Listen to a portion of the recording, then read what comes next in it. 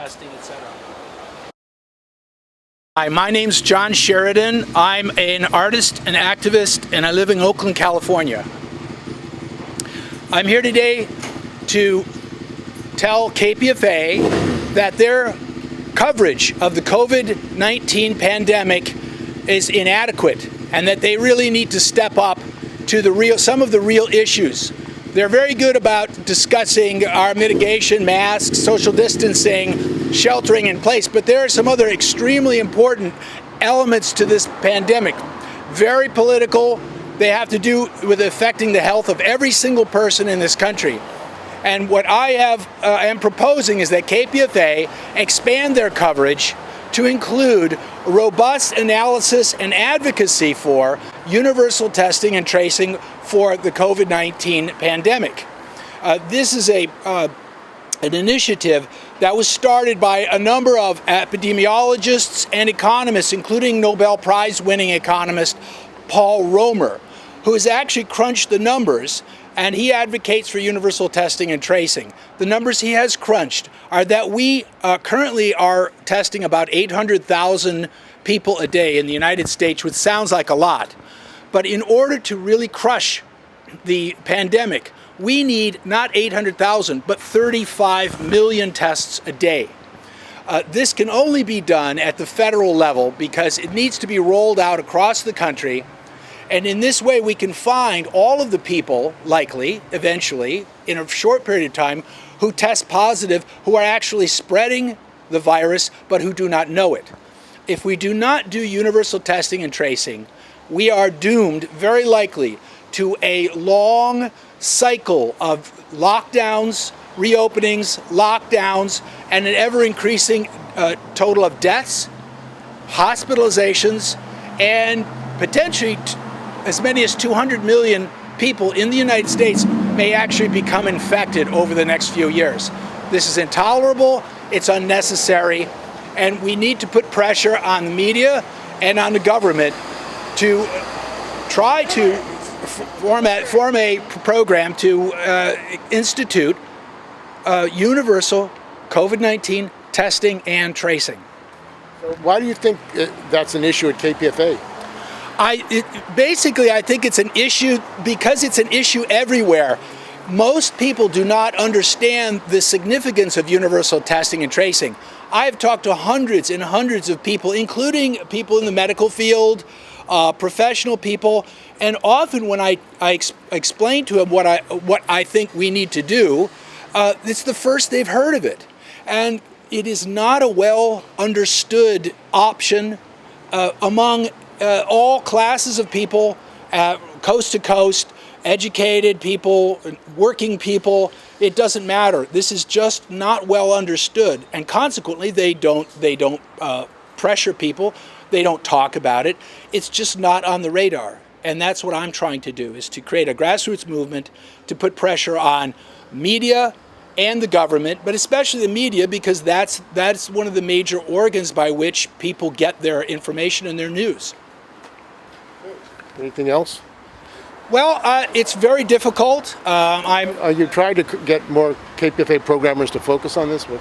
Absolutely. I am on day 23 of a hunger strike to press this issue. And every day of my hunger strike, I have sent a press release out to all of the public affairs programmers at KPFA, and including the general manager and program director. So, or coordinator, whatever.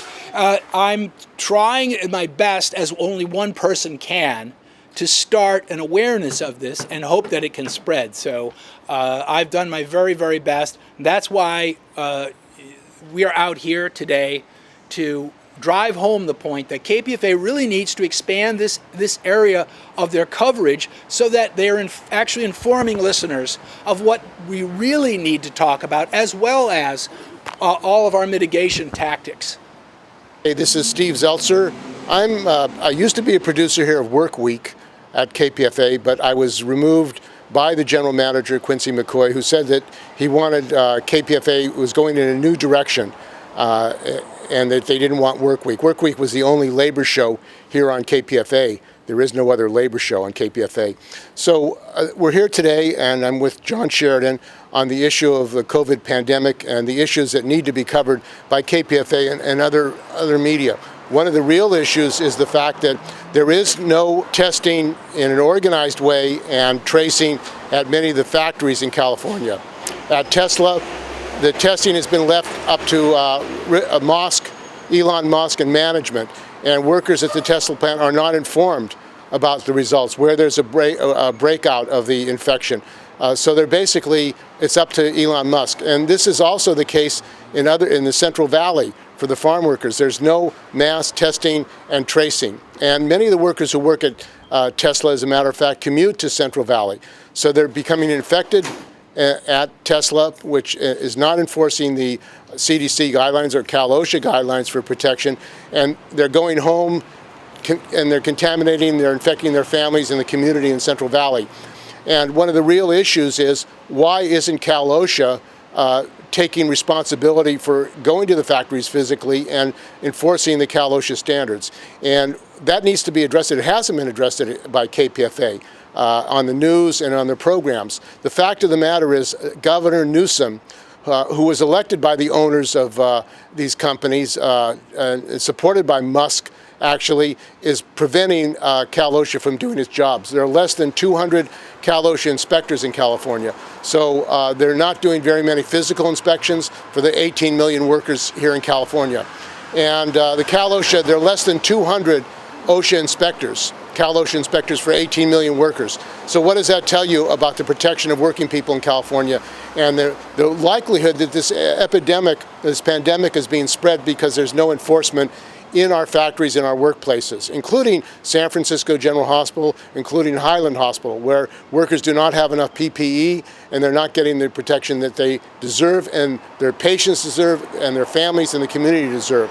So this is something that KPFA and all media should be covering, but particularly KPFA, which is alternative media. Why aren't they covering it? Why aren't they raising this issue with Governor Newsom and the California Assembly? There's been no hearing by the California Labor Assembly Committee on what's going on with Cal-OSHA. Why hasn't there been a hiring? Now, the LAC Labor Council in Latin America Advancement in Sacramento called for 1,000 new inspectors to be hired.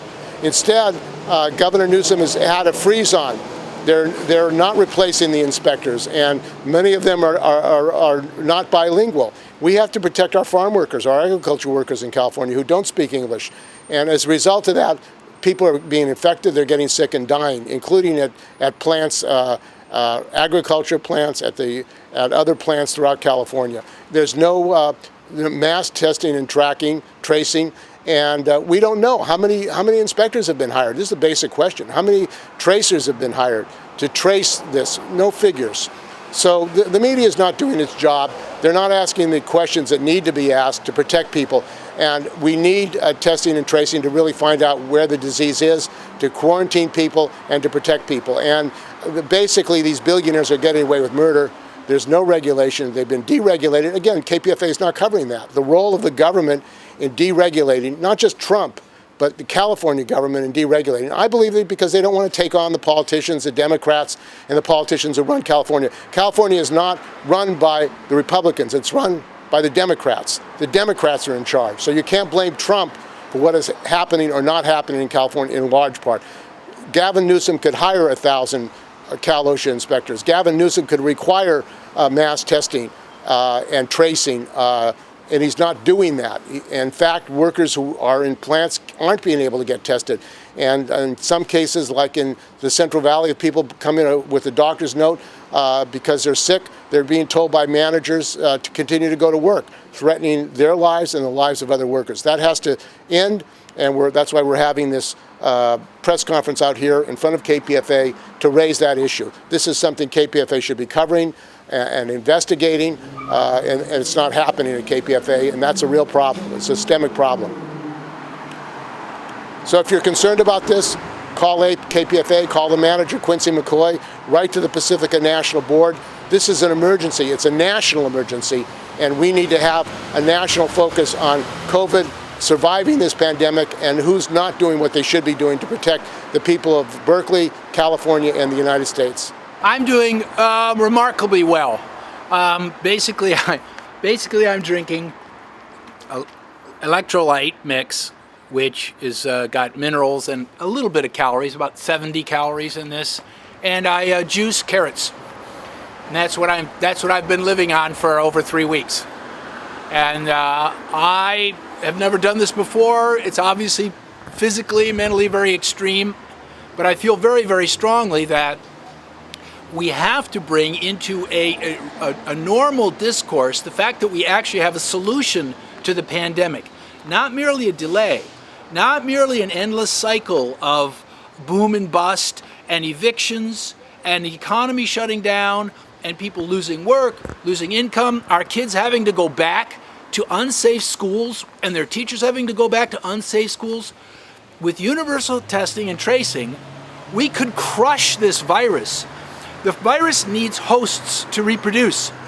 If you can find the people who are positive, who are spreading this, they're not very many. That's why you need a national program.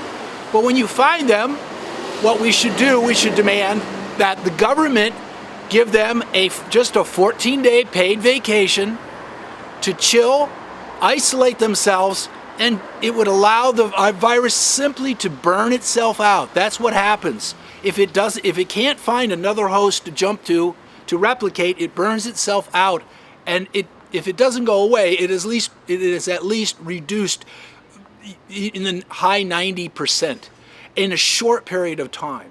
And that's why it's so crucial that it's a true solution. I mean, we could crush this thing, and then we would merely be putting out hot spots here or there, rather than doing what we're doing now, which is the absolute most half-assed thing to do, which is to put all of the burden on us, on you, on working people, on our kids, on our elders, and say, no, you socially distance, you wear a mask, you lose your job, you lose your home, it's on you. This is the absolute worst thing we could be doing with this thing, because all it's doing is delaying the virus spreading. We're not actually finding the people who test positive. And in the United States, just to give you some perspective, 1 out of every tests that we do, and we test radically and adequately, 1 out of 8 tests is a positive test. That's a lot. That is huge. That's 12% of all your tests are positive. In the UK, for instance, it's one positive every 235. In the United States, it's 1 in 8. We're a heavily, heavily infected country, and we are not doing enough to find the people, to isolate them and socially trace them so that if they've infected anyone around them, they too would get hopefully a 14-day government-paid vacation to just isolate themselves and allow the virus to burn itself out. You can see how short a period of time we're talking about before we could really get a handle on it. The infection rate is only about 14 days. And then let's say you infected someone else, well, that's 14 days from that person. If they infected someone else and you find them, that's 14 days from that person. But you quickly get to a point where you're corralling this thing. And because we have no vaccine, we have no treatment. Well, what are we doing then? We're doing the absolute middle ground worst thing that we could do.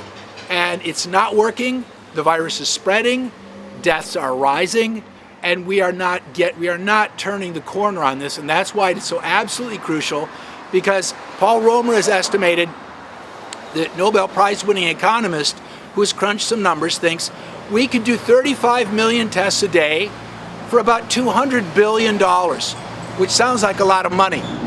But that's only 3 weeks of the current economic losses the economy is suffering in its decline. So for 3 weeks of the losses that we're currently suffering, we can pay for this whole program, which is a temporary program. Once it's done, then you reduce it and you just find you find the hot spots, and eventually within a relatively short period of time, you have actually controlled it. Governor Newsom is in charge here in California. Why hasn't he done that? There's probably a number of reasons, one of which, of course, is money. The states have, just in defense of states everywhere, not just California, but states have, I believe, a mandate to balance their budget every year. And they also can't print money. The scope of the nature of the testing program that we have to demand and which is needed has to be national in scope. And every test that finds somebody is helpful. But when you miss significant numbers of people who don't even know they're infected, and they wander off and infect other people who don't know they're infected, et cetera, et cetera.